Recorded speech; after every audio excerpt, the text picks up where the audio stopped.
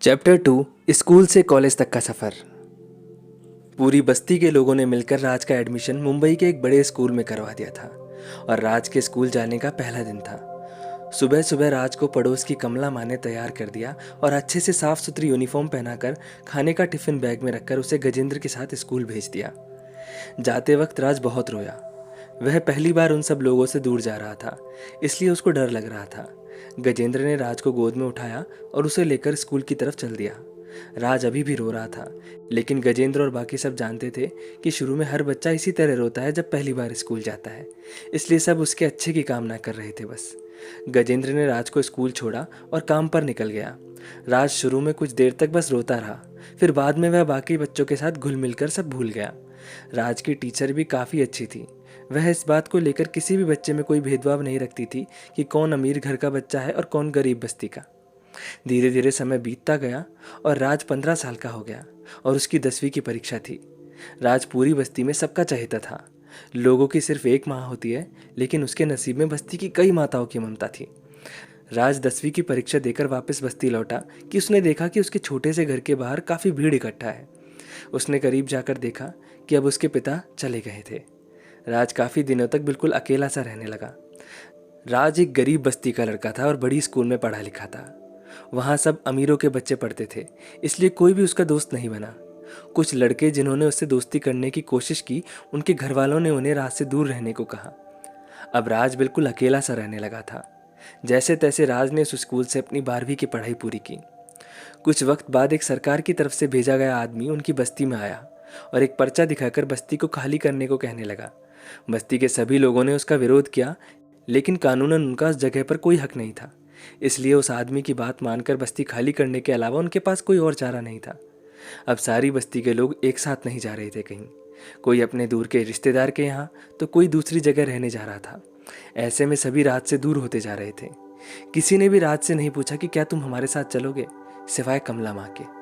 कमला माँ ने राज से कहा, राज अपना सामान बांध लो, हम निकल रहे हैं गाँव आज ही।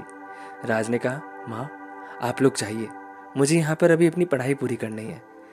कमला माँ ने कहा, बेटा अब यहाँ हमारा सब कुछ उजड़ चुका है, तू कैसे यहाँ रहकर पढ़ लिख सकेगा आगे?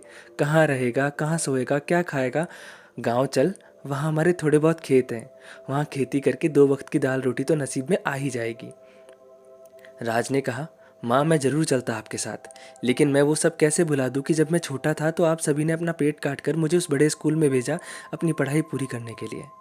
आज अगर मैं ये सब छोड़कर उसी चीज़ में लग गया तो बाबा का और आप सबका मेरे लिए किया गया त्याग व्यर्थ हो जाएगा। ये मुझसे सहन नहीं होगा माँ। मैं आऊँगा एक दिन वापस, ज़रूर आऊँगा। एक दिन बहुत बड़ा आदमी बनकर आऊँगा और सारी खुशियाँ लाकर तुम्हारे कदमों में रख दूँगा, लेकिन तब तक के लिए मुझे मत रोकना माँ। ये सब सुनकर कमला माँ की आंखों से आंसू आने लगे। कमला माँ ने राज के हाथ को चूमकर अपना हाथ उसके सर पर रखकर कहा, मैं तेरा इंतज़ार करूँगी। राज ने कहा, माँ तुम भी अपना ख्याल रखना, मैं पैसे भेजता रहूँगा। कमला माँ ने कहा, तू मेरी फिक्र मत कर, तू जब तक खुशियाँ मेरे कदमों में लाकर नहीं रख देता तब तक मुझे कुछ नहीं होने वाला। राज ने कमला माँ को गले लगाया और फिर उन्हें बस में बैठाकर वापस बस्ती की तरफ आ गया। जैसे राज बस्ती पहुंचा, उसने देखा कि वहाँ बड़े बड़े जेसीबी ने सारे कच्चे पक्के छोटे मकान और झोंपड़ियों को तोड़ दिया था। वहाँ अब धूल मिट्टी और पत्थरों के अलावा कुछ नज़र नहीं आ रहा था। वह वहाँ अपना सामान लेने आया था, मगर उसके वहाँ पहुँचने से पहले ही उन्होंने घरों पर जेसीबी चला दिए। राज ने वहाँ से एक बैग में रखा सामान उठाया और दूर आकर खड़ा हो गया। राज कुछ देर तक वहीं रुककर सब देख रहा था। वह अपनी बचपन की इस बस्ती में बिताई गई यादों को उन टूटते हुए घरों को देखते हुए समेट रहा था। कुछ देर बाद वहाँ से निकलकर वह शहर की तरफ आ गया। मुंबई वैसे तो ख्वाबों की नगरी है, लेकिन एक सच ये भी था कि एक गरीब इंसान वहाँ रहने के लिए एक कमरा तक अफोर्ड नहीं कर सकता था। राज के पास ना रहने के लिए घर था, ना खाने के लिए खाना और ना करने को कुछ काम। राज 2 दिन तक भूखा प्यासा सड़क पर ही रहा। उसे कुछ समझ नहीं आ रहा था। तीसरे दिन वह वहाँ से उठकर होटल सनराइज के आगे से गुजर ही रहा था कि उसने देखा होटल का मैनेजर अपने एक वेटर को बाहर निकालकर उसे फटकार लगा रहा था कि आज के बाद मत आना, नशा करके काम पर आने की कोई ज़रूरत नहीं है। वह वेटर वहाँ से चला गया। राज उस मैनेजर को देखने लगा। वह मैनेजर काफ़ी परेशान नज़र आ रहा था। मैनेजर ने अपनी जेब में से मोबाइल निकाला और वह किसी से जल्दी एक वेटर भेजने के लिए कह रहा था। मैनेजर के चेहरे पर उसकी परेशानी साफ नज़र आ रही थी। राज मैनेजर के पास गया और बोला, हेलो सर, क्या कोई काम है करने को? मुझे पैसों की बहुत ज़रूरत है, मैं कुछ भी काम कर लूँगा। मैनेजर ने राज को ऊपर से नीचे तक देखा। राज ने काफ़ी पुराने से कपड़े पहने हुए थे।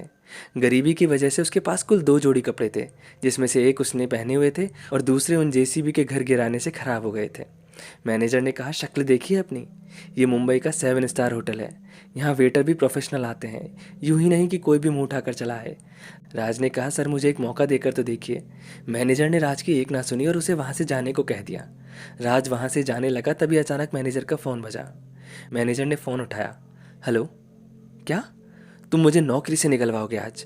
इतना कहकर मैनेजर ने फ़ोन रख दिया। मैनेजर ने राज को आवाज़ लगाकर रोका और कहा, अरे सुनो, तुम्हें आज के लिए काम दे रहा हूँ। अंदर आज पार्टी होने वाली है, बहुत बड़े बड़े लोग आने वाले हैं। तुम बस सर्व करना और ज़्यादा नज़र में मत आना। काम खत्म होते ही तुम्हें 4,000 रुपये दे दिए जाएंगे। राज ने कहा, शुक्रिया सर, बहुत बहुत शुक्रिया, मैं आपको शर्मिंदा नहीं होने दूंगा। मैनेजर राज को स्टाफ के रास्ते से अंदर लाया और अंदर से वेटर की यूनिफॉर्म निकाल कर उसको दी और कहा, ये लो, इसे पहन लो और ये कुछ मैगजीन्स हैं, इन्हें पढ़ लेना। इसमें यहाँ के स्पेशल खाने और ड्रिंक्स के नाम और उनके बारे में कुछ डिटेल्स हैं। ज़्यादा नहीं तो बस नाम ठीक से याद रखना। राज ने कहा, ठीक है सर। राज ने होटल की यूनिफॉर्म पहन ली और बैठकर मैगजीन्स पढ़ने लगा। 8 बजे तक राज होटल की उन किताबों को पढ़ता रहा। 8 बजे मैनेजर आया और कहा, गेस्ट आना शुरू हो गए हैं, बाहर जाकर ड्रिंक्स सर्व करो। राज उठकर बाहर आया और गुड इवनिंग कहकर ग्रीट करते हुए वेलकम ड्रिंक सर्व करने लगा सभी को।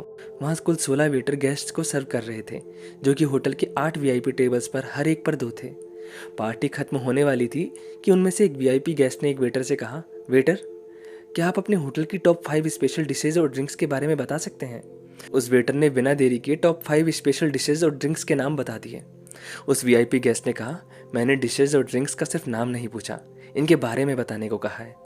वह वीआईपी गेस्ट एक बहुत बड़ा शेफ था जो आज इस पार्टी में आया हुआ था, इसलिए वह देखना चाहता था कि इस 7 स्टार होटल के वेटर सिर्फ नाम के वेटर हैं या अपने काम के बारे में कुछ जानकारी भी रखते हैं। वह वेटर चुप रहा, क्योंकि सभी वेटर केवल डिशेज और ड्रिंक्स का नाम याद रखते थे, कोई भी उन डिशेज के बारे में पूरी तरह नहीं पढ़ता था। उस गेस्ट ने मैनेजर को बुलाया और कहा, ये कैसे स्टाफ है आपके जिन्हें यहाँ की स्पेशलिटीज़ के बारे में नाम के अलावा कुछ पता ही नहीं है? क्या इनमें से कोई भी ऐसा है जो बता सके? मैनेजर का सर शर्म से झुक ही रहा था कि अचानक पीछे से एक हाथ ऊपर उठा। मैनेजर ने देखा कि राज ने अपना हाथ उठाया हुआ था। मैनेजर मन ही मन राज को गालियां देने लगा। क्या ज़रूरत थी हाथ उठाने की? आज एक बार ये पार्टी खत्म हो जाए, इसे एक फूटी कौड़ी तक नहीं दूंगा। इस शेफ़ ने अगर होटल की रेटिंग कम कर दी तो पूरे मुंबई में हमारी होटल की रैपो ख़राब हो जाएगी। ये सोचते ही मैनेजर परेशान होने लगा। क्या होगा आगे? क्या राज उस गेस्ट के सवालों का सही जवाब दे सकेगा या फिर गलत जवाबों में फंसकर होटल की रैपो ख़राब कर देगा? अपने जवाब कमेंट सेक्शन में कमेंट करके ज़रूर बताएं और सभी सवालों के जवाब जानने के लिए जुड़े रहिए फ़कीर की लकीर से, सिर्फ दी स्टोरी टेलर पर।